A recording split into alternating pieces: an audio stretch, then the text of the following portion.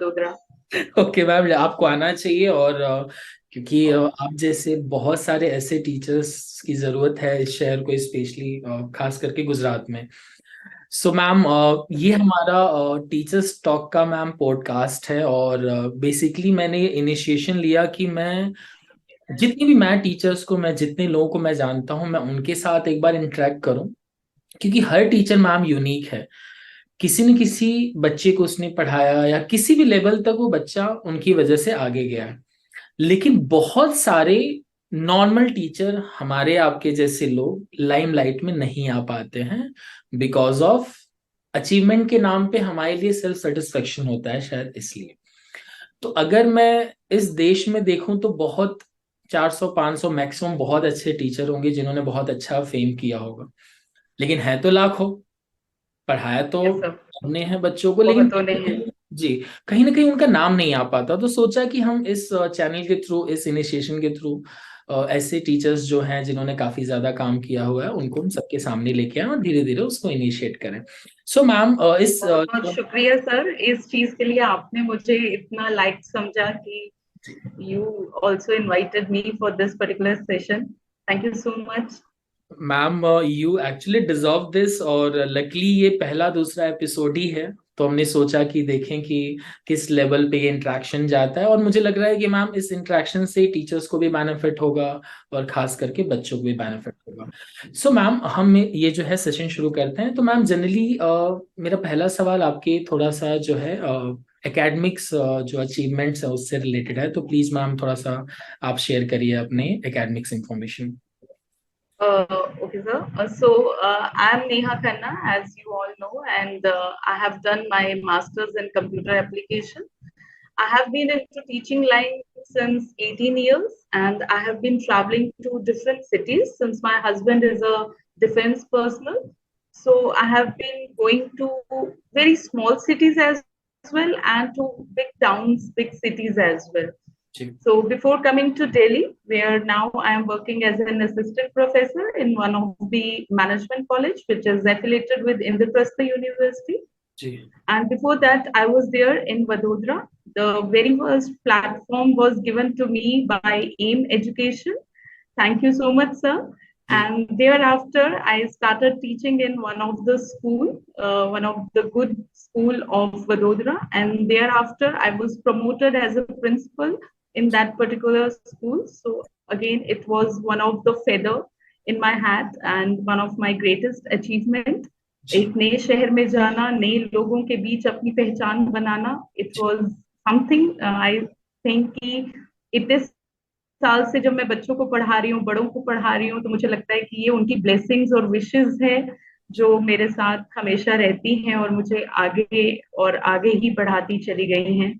Ji. So this was I have been doing, and as a defense personnel wife, I have also doing a women empowerment program, and उसके लिए मैंने एक अपना job root institute start किया हुआ है, and जिसमें मैं अपना नर्सरी टीचर ट्रेनिंग करवाती हूँ, because I am a certified career counsellor and a nursery teacher trainer as well. मुझे लगता है कि आजकल हर नारी को अपने पैरों पे खड़ा होना चाहिए, बिल्कुल। ना केवल फाइनेंशियली इंडिपेंडेंट होने के लिए, जी। बट एक अपने आप को अपडेटेड रखने के लिए भी बहुत जरूरी है कि कोई ना कोई प्रोफेशन या किसी ना किसी क्रिएटिव काम के साथ जुड़े रहिए.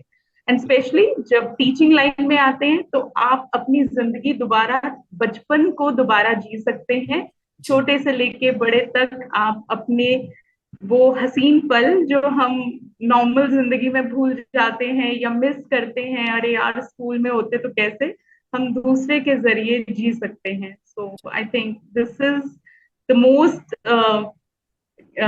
इम्पोर्टेंट मंत्रा विच इज जिसने मुझे अभी तक टीचिंग लाइन में रखा है. वो कहते हैं ना, फॉर एवर यंग रहने के लिए तुम टीचर बन जाओ.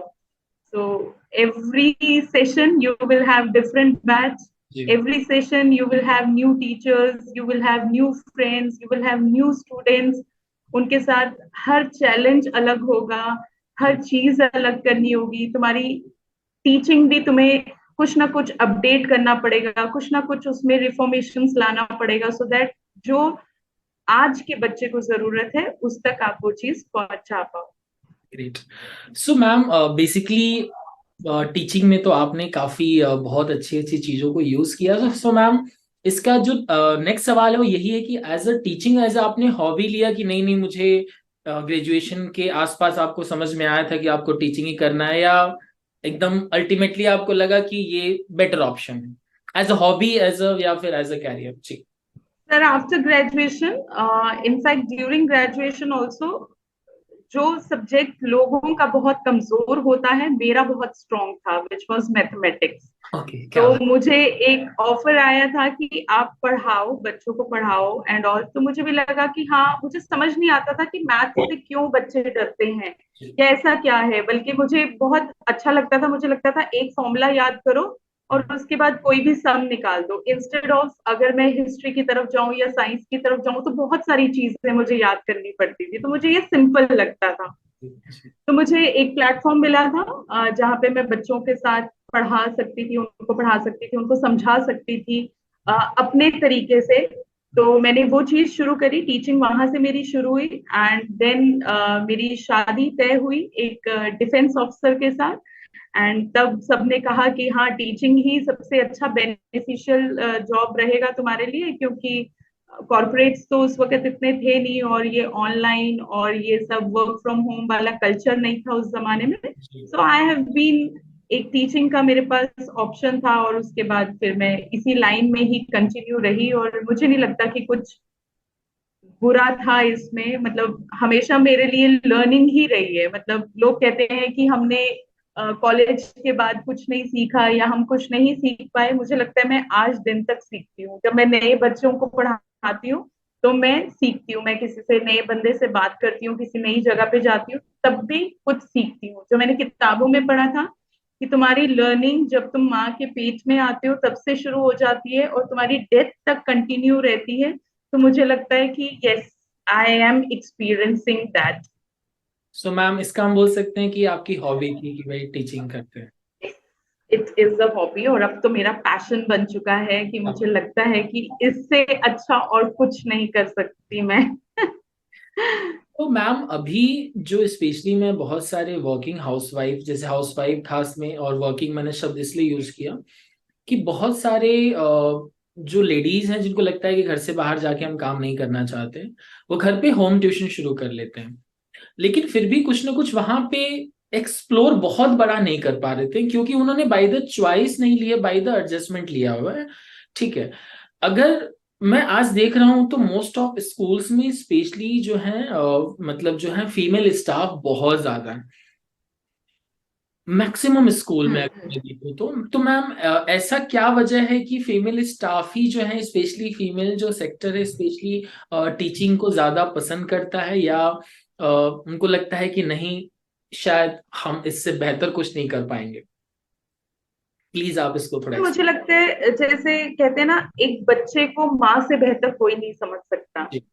तो एक तो कुदरत ने ही, आई थिंक, ये जो अंडरस्टैंडिंग दी है कि एक बच्चे के अंदर जो बदलाव आ रहे हैं हम कहीं ना कहीं उससे रिलेट कर पाते हैं। तो मुझे लगता है कि ये पर्टिकुलर लाइन विमेन ओरिएंटेड है थोड़ी सी।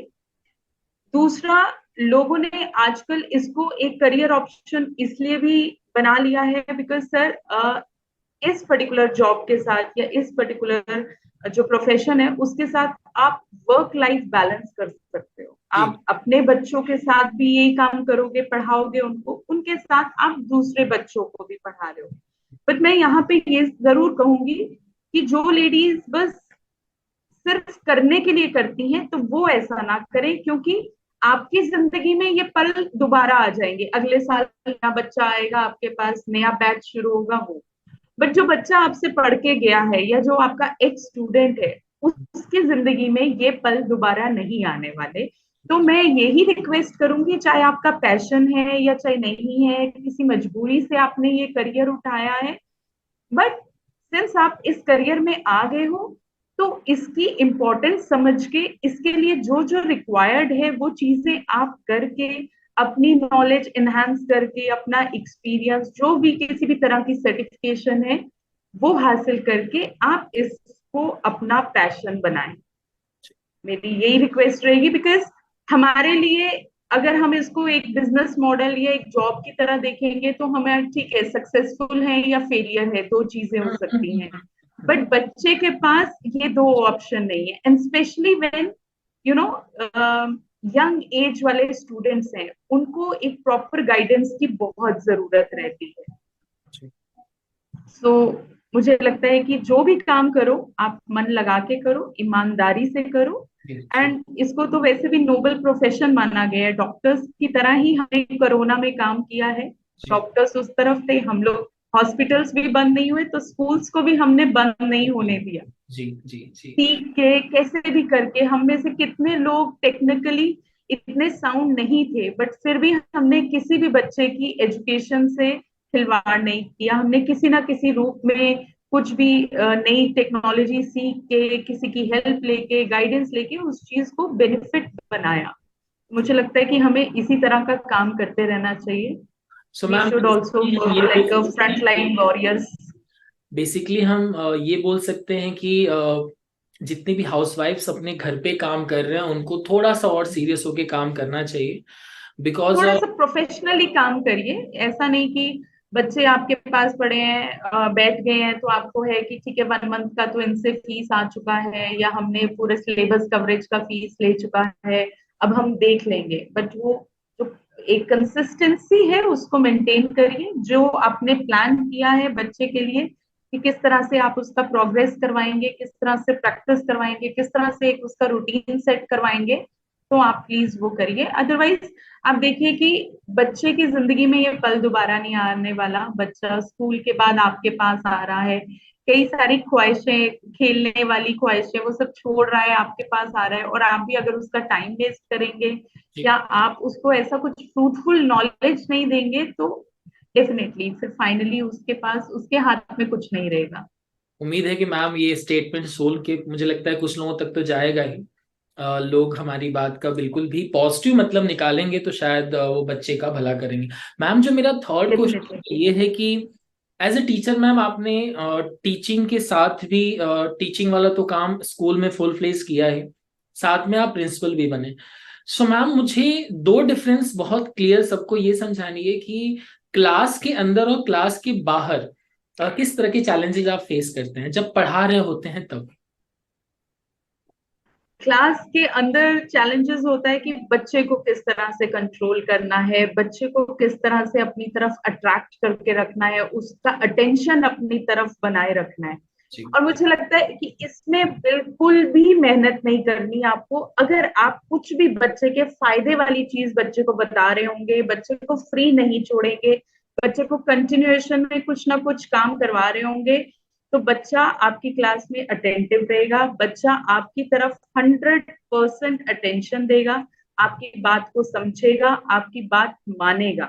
जी बट अगर आप अपना 100% नहीं दे रहे, आप अंदर से ही बस आप सिर्फ इस मतलब से गए हैं कि कि क्लास में गए हैं और बस पढ़ा रहे हैं, भले ही सामने वाले को समझ आ रहा है नहीं आ रहा, तो वहां पे जो कनेक्शन है एक स्टूडेंट का और टीचर का, जो एक रिलेशन है, अगर वो कनेक्शन ब्रेक हो जाता है, फॉर एग्जाम्पल सर अगर हमें जूम मीटिंग का कनेक्शन टूट गया तो जी मैं और आप कैसे बात करेंगे, है ना? जी जी तो हम एक दूसरे से बात एक जरिया, एक कनेक्शन के थ्रू कर रहे हैं, तो वो कनेक्शन एक टीचर को स्टूडेंट के साथ बिठाना बहुत जरूरी है।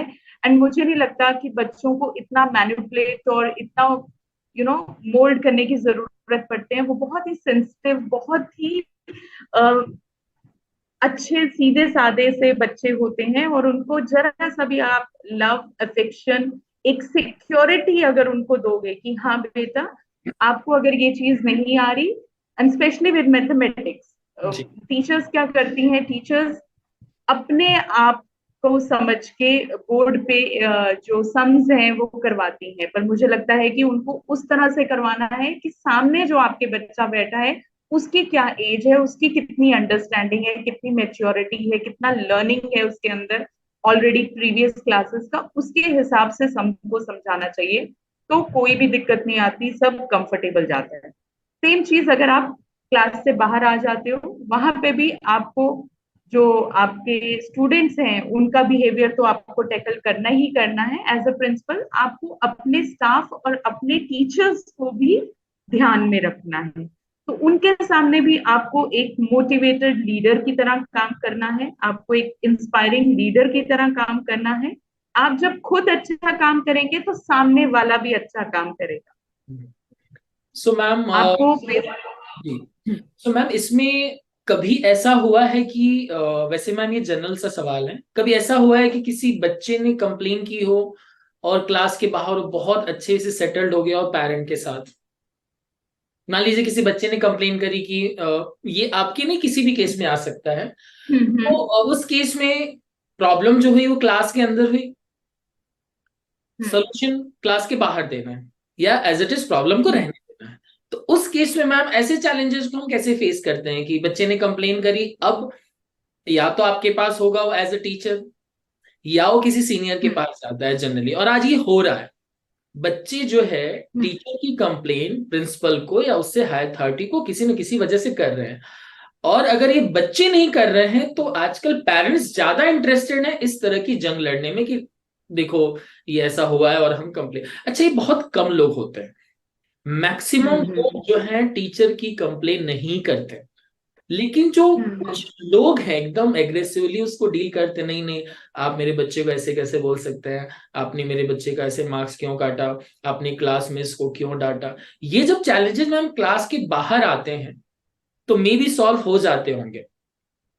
ये सर मुझे लगता है इसका भी जो सबसे अच्छा और आसान और एकदम 100% रिजल्ट देने वाला जो तरीका है वो है कम्युनिकेशन। आप बच्चा जब आपके पास कंप्लेंट लेकर आ रहा है आप उसको ध्यान से सुनिए, आप उसकी बात समझिए।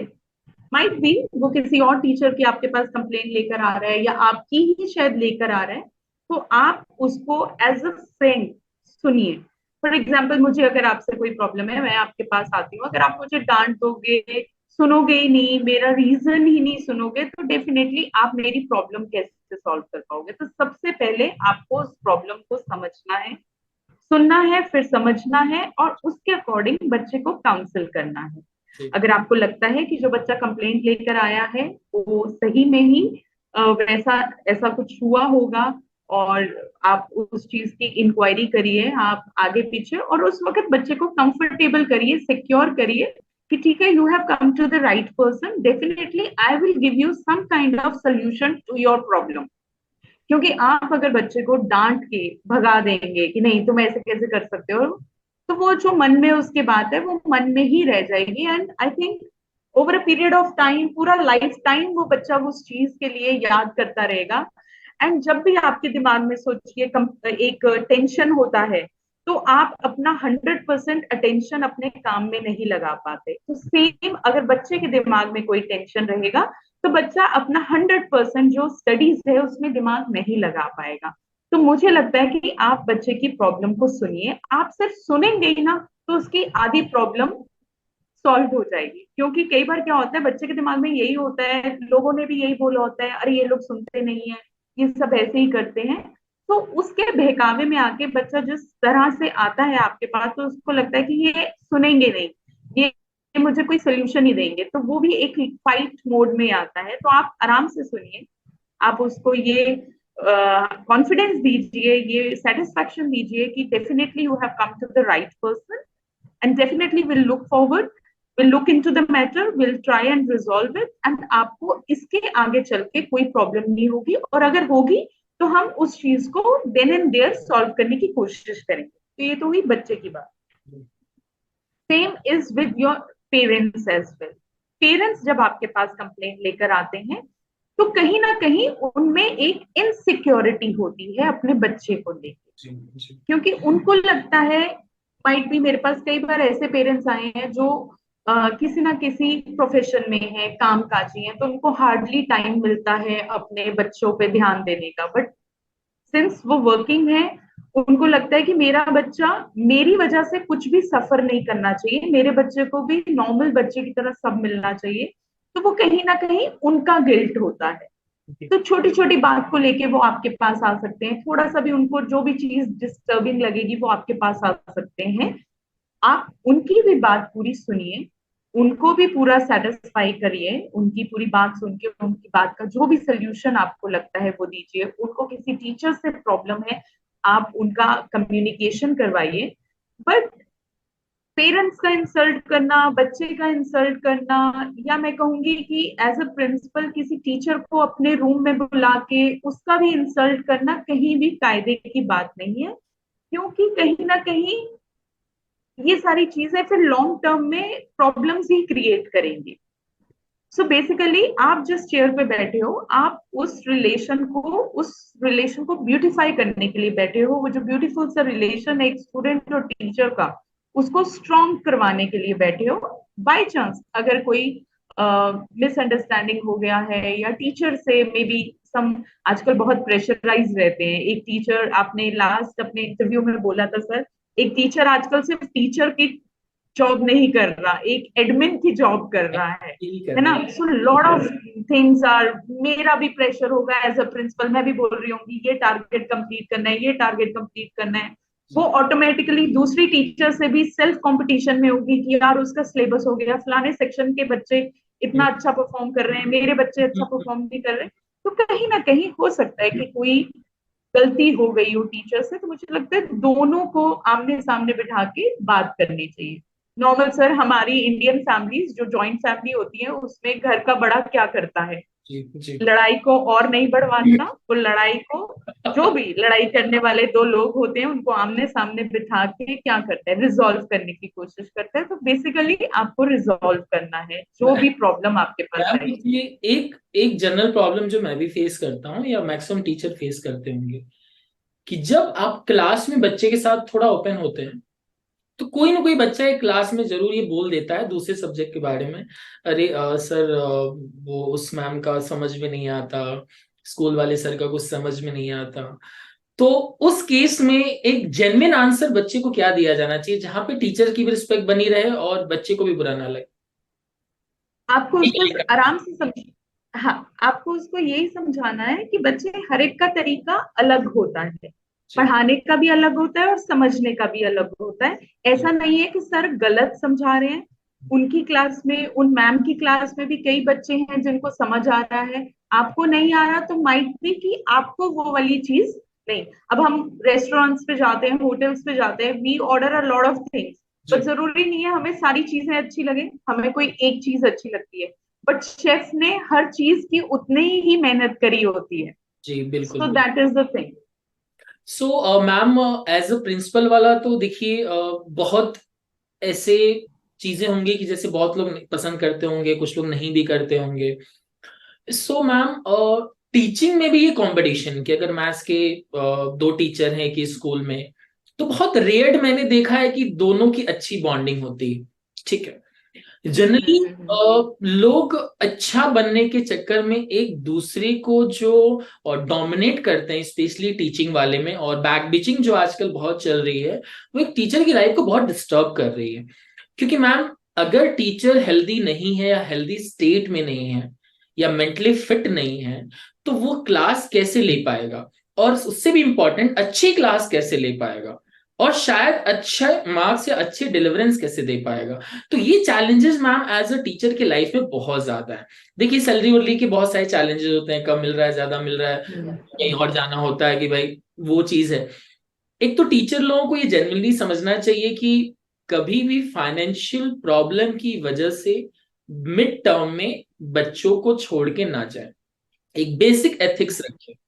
डायरेक्टर या ओनर या ट्रस्टी या गवर्नमेंट के साथ लड़ाई, गवर्नमेंट में तो चलिए ये प्रॉब्लम ही नहीं होती, लेकिन मैक्सिमम जो प्राइवेट स्कूल है उसमें आपकी लड़ाई जो है टेक्निकल लेवल पे प्रिंसिपल के साथ होगी या ट्रस्टी के साथ होगी, ड्यू टू द फाइनेंस। तो बहुत सारे लोग जो बिना शॉर्ट नोटिस के अचानक सडनली छोड़ के चले जाते हैं, और वो जो बच्चे सफर करते हैं, वो मुझे पर्सनली अच्छा नहीं लगता। आप 2 महीने ट्रू। लॉस चला लो, कितने का नुकसान हो जाएगा आपको? ऐसा तो है नहीं कि आपको 20 पे कर रहा है तो कोई आपको 1 लाख देना शुरू कर देगा। थोड़ा ही आपका डिफरेंस मिनिमम स्टेज पे होगा। तो डिफरेंस आए। टीचर्स को इतना जरूर समझना चाहिए कि मिड टर्म पे ना छोड़ के जाए, बेसिक अपनी आत्मा के संतोष के लिए ये वो काम वो जरूर करें कि पूरा एकेडमिक ईयर निकाल लें। और Can be. कभी कभी मैम क्या होता है, लोग पहले ही बता देते हैं हम छोड़ के जाने वाले हैं, उसके चक्कर में भी बहुत सारी प्रॉब्लम होती हैं। सो खैर मैम, अब हम्म। जो मेरा नेक्स्ट सवाल है वो यही है कि जब भी ये बैक बिचिंग पीछे होती है तो एक टीचर की मेंटल स्टेट पे क्या फर्क पड़ता है, और बट ऑब्वियस है कि फिर परफॉर्मेंस भी बहुत अच्छा नहीं होगा। इसको टीचर्स कैसे टैकल्स करें? सर मुझे लगता है कि बैक बिचिंग और ये वाली जो चीजें हैं, ये इसलिए शुरू होती हैं कि कोई ना कोई हायरार्की में जो ऊपर बैठा है, जी। उसको वो कान रस है। जी। उसको मतलब अगर मैं सपोज आपके पास आती हूँ सर, साथ वाली टीचर की कुछ कंप्लेंट लेने के लिए, तो अगर आप नहीं सुनेंगे, जी। आप उस चीज को एंटरटेन नहीं करेंगे, तो मैं एक दो बार ट्राई करूंगी, फिर मुझे समझ आ जाएगा कि ठीक है, Abhishek sir doesn't give ear to such things, और मुझे लगता है कि वो पसंद नहीं करते ये सब सुनना, तो ऑटोमेटिकली बंद हो जाएगा। बट आजकल क्या हो गया है ना सर, कि प्रेफरेंसेस बढ़ गए हैं। मतलब अगर मैं सपोज किसी सीट पे हूँ, किसी ऐसी हायरार्की में, किसी ऊपर वाली सीट पे हूँ, तो मुझे लगेगा कि मेरे नीचे जो काम करने वाले हैं वो इस तरह के हों जो बस मेरी बात सुने। जी। They should be like puppets to me.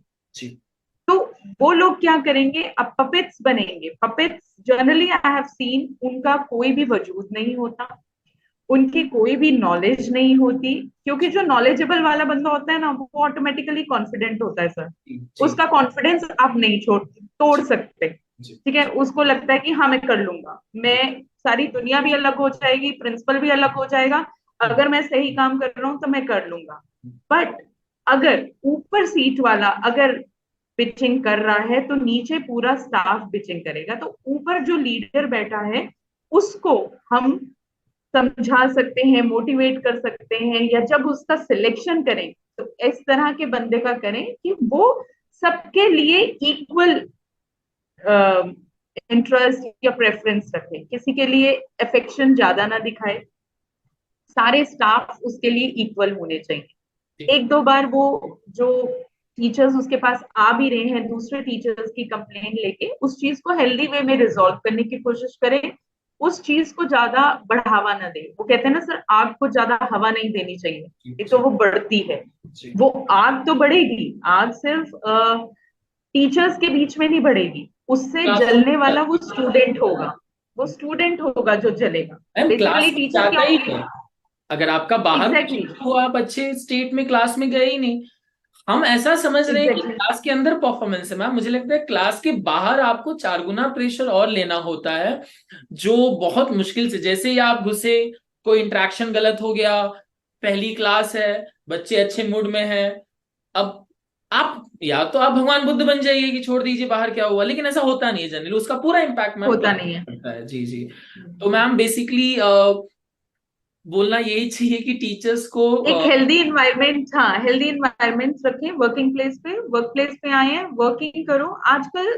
Sir आप खुद देखिए, मैंने कई सारे मैनेजमेंट्स वगैरह में मैंने ये चीज एक मैं ये नहीं कहूंगी कि ऑब्वियसली मैनेजमेंट ने हमें रखा है तो उसको काम तो करवाना है, बट थोड़ी मतलब टीचर्स भी कुछ थोड़ा समझे और थोड़ा मैनेजमेंट भी समझे कि जो 8 घंटे बंदा, 6 से 8 घंटे आपके यहाँ नौकरी कर रहा है, तो वो वापस जाएगा, अपना घर गृहस्थी संभालेगा, या जो भी उसके पर्सनल वो है वो करेगा, तो वो फ्रेंडशिप कहाँ करेगा। जी। जी। जी। तो जिन लोगों के बीच में वो 8 घंटे उसी के साथ वो अपना सुख दुख शेयर कर सकता है ना, मुझे लगता है कि इन दोनों चीजों को थोड़ा सा मैनेजमेंट को भी बैलेंस करके चलना चाहिए।